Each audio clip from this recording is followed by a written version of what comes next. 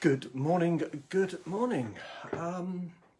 So here we are, it's a new month, 1st of December, last month of the year. Traditionally, I guess this is the time of the year that we start reflecting on what we have achieved over the last, 11 months at the moment, but going into December that'll be 12 months.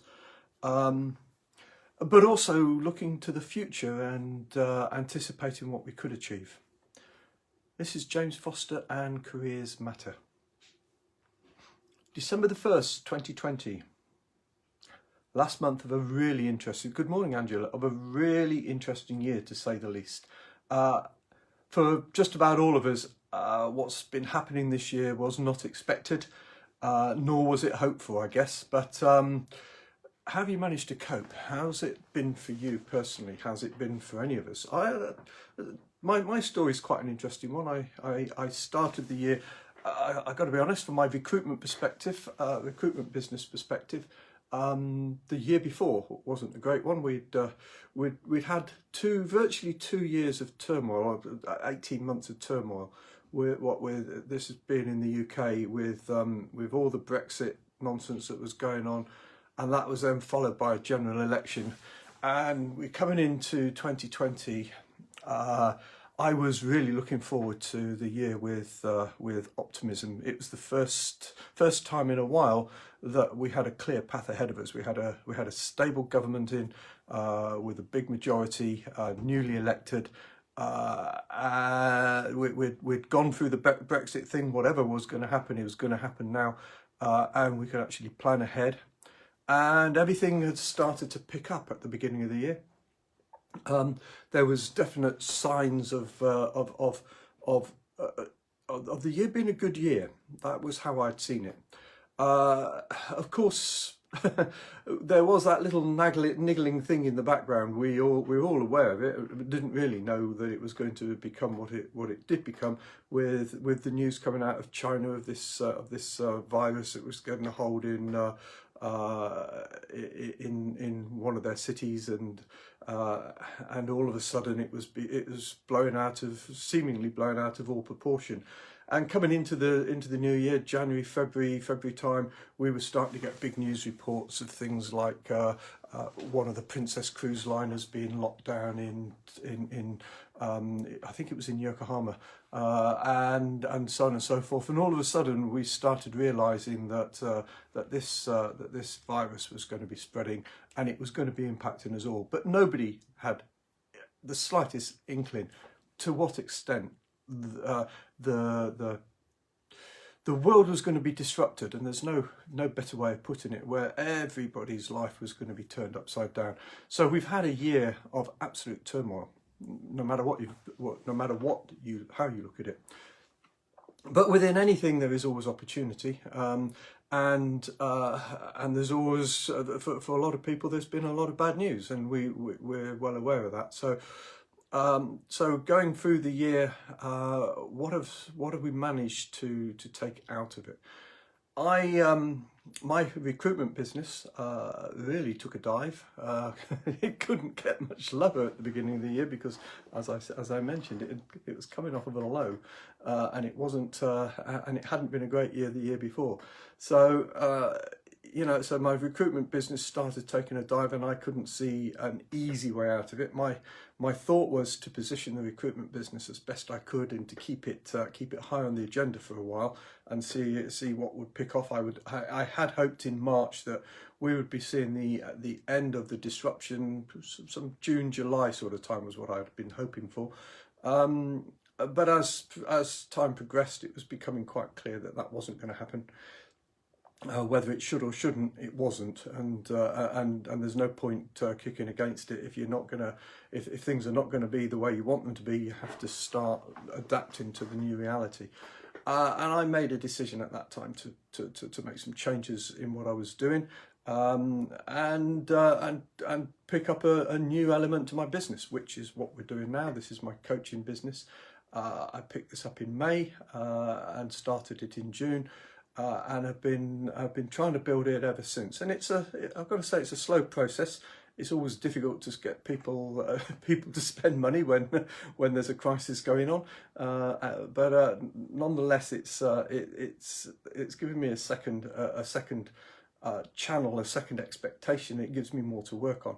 And I know that coming out of this year, going into next year, both the recruitment side of my business and the career coaching side of my business will thrive. As the economy starts to turn, as things start getting back to some sort of normality, it's going to be a while before it's normal, but some sort of normality. You know, we're not going to be at the level of jobs that we were going into this.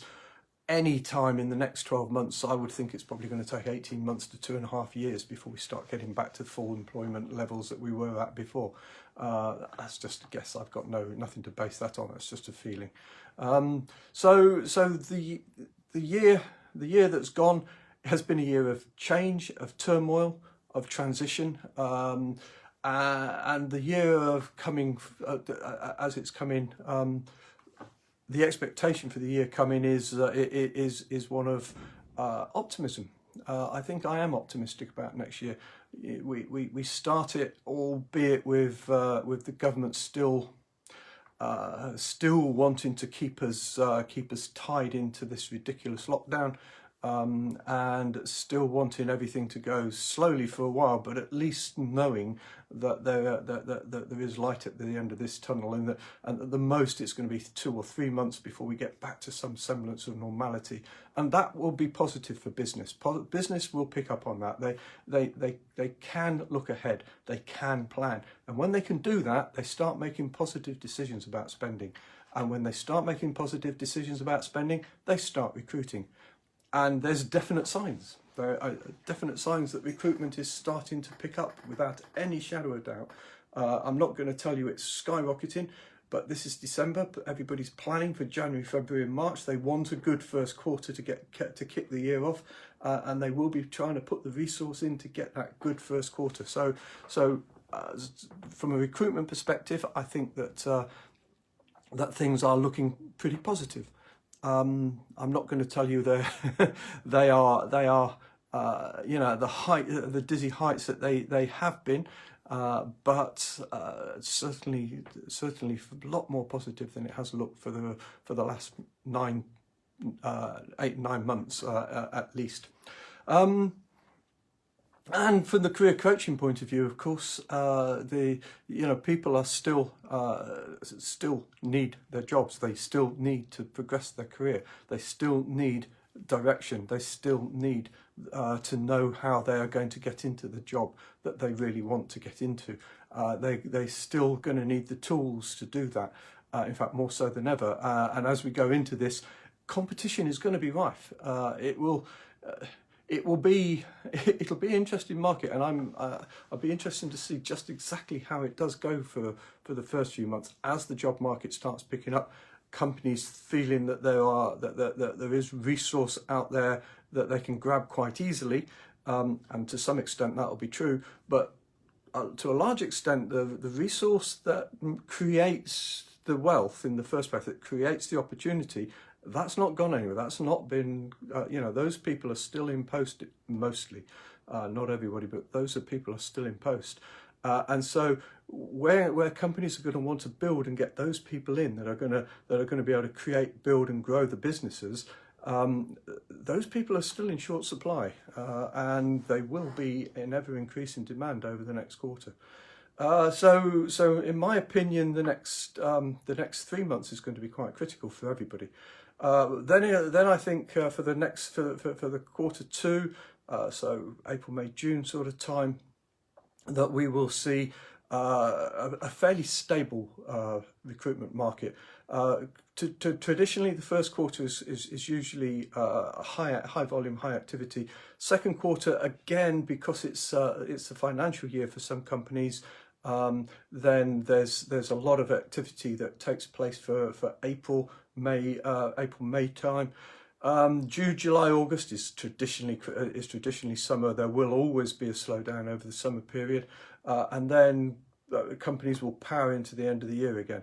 But I really do expect next year, from a recruitment perspective, and for people that are looking for jobs, because there's an awful lot of you out there, I think it will be a relatively positive year. There will be some good jobs out there. It will be a matter of positioning yourself to get those jobs, and to be ready for those jobs, to have the tools in place, to know exactly what it is that you're aiming for, and to have the plan for exploiting the hopefully increasing activity that's going to be out there.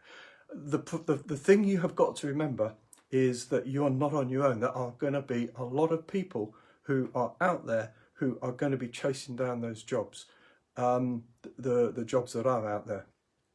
And if you want to avoid the competition, if you want to have the best chance of getting a job, you have got to find a way round the usual application process.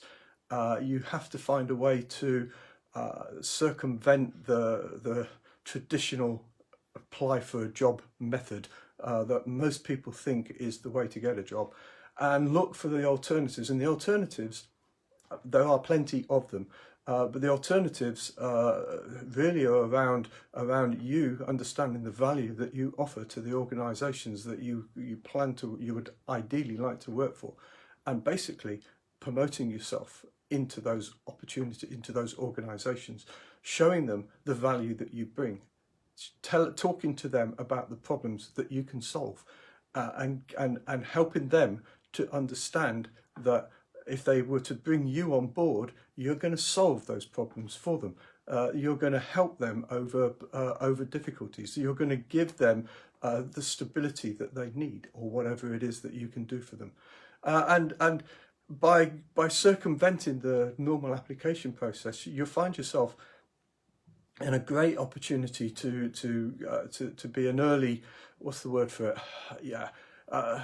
To be in at the front end of the job process, rather than in the middle, in the high competition. If you're in the front end, very often you'll get there before anybody else. You'll get the job, and that job's gone. And that's what happens to so many jobs that you see advertised that actually nothing comes back for, because somebody circumvented it. They've gone round the whole process. They've gone into a hiring manager. They've told that hiring manager exactly what they're going to do for them, and the hiring managers have hired them, and the job's gone. And that's what you can do. So, if you want to know more, if you want some guidance on how you can how you can actually get access to that market, how you can access jobs that other people just won't see, if you can access jobs without the competition, then follow the link in this post and book yourself a 20-minute consultation with me, and we can discuss exactly how Careers Matter can help you to develop your career and take your career to the next level. So this is James Foster and Careers Matter.